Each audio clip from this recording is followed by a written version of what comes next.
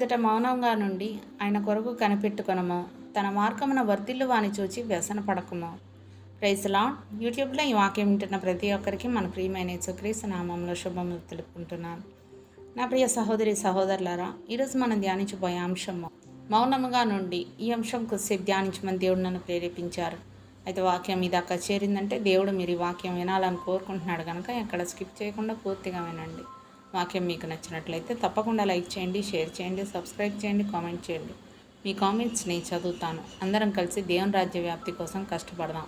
సమస్త మహిమ దేవునికే కలుగును గాక. ఆమేన్. ఇక వాక్యంలోకి వెళ్ళిపోదాం. కీర్తనల గ్రంథం 37వ అధ్యాయం 7వ వచనం మనం చూసినట్లయితే, యెహోవా ఎదుట మౌనంగా నుండి ఆయన కొరకు కనిపెట్టుకొనుము, తన మార్గమున వర్ధిల్లు అని చూచి వ్యసనపడకము అంటూ లేఖనం సెలవిస్తుంది.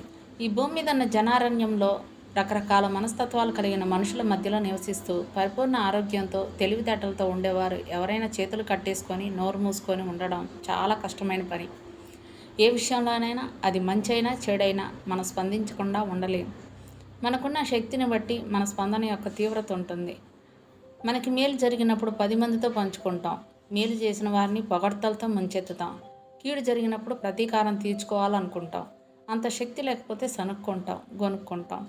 ఏ విషయంలోనైనా సరే చూస్తూ ఊరుకోవడం చాలా వరకు అసాధ్యంగా ఉంటుంది.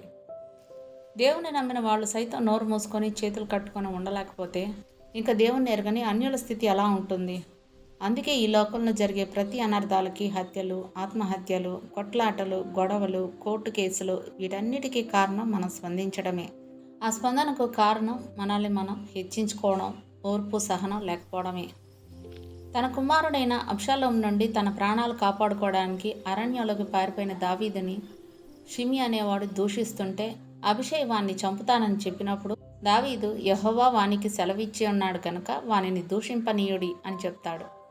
మహారాజైన దావీదు తనకి శక్తి ఉండి కూడా నోరు మూసుకొని చేతులు కట్టుకొని ఉంటే మనం మాత్రం వీరులం శూరులం కాబట్టి చేతులు ముడుచుకొని నోటిని అదుపులో పెట్టుకొని ఉండలేము.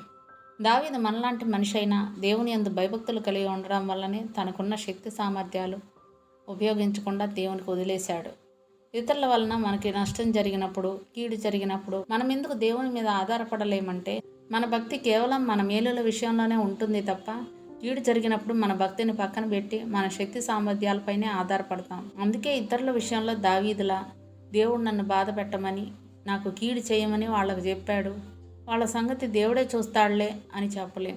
ఇతరుల ముందు గంత కోరుకునే మనం మన పరువుకి భంగం కలిగితే చూస్తూ ఊరుకోవడం అంటే చనిపోయిన వారితో సమానంగా భావించుకుంటాం. మన కష్టాలు బాధలు తీరడానికి దేవుని కోసం కనిపెట్టుకొని మౌనంగా ఉండగలిగే స్థాయికి మనం ఎదగాలంటే దేవుని మీద ఆధారపడి మనల్ని మనం తగ్గించుకొని మన సిలువ ఎత్తుకొని యేసు ప్రభు దగ్గర నేర్చుకుంటే మనకు కూడా ఎదగడం సాధ్యమవుతుంది.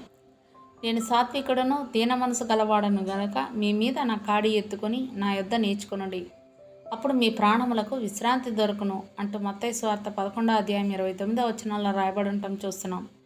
మౌనంగా ఉండి దేవుని కొరకు కనిపెట్టుకోవాలంటే యేసు ప్రభు తనను హింసించే వారిని క్షమించమని ఎలా దేవుణ్ణి అడిగాడో అలాగే మనం కూడా మన బాధని దేవునికి అప్పగించి మౌనంగా ఉండాలి. మళ్ళీ నెక్స్ట్ వీడియోలో మనం కలుసుకుందాం.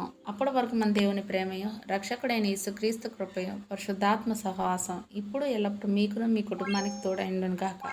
ఆమేన్.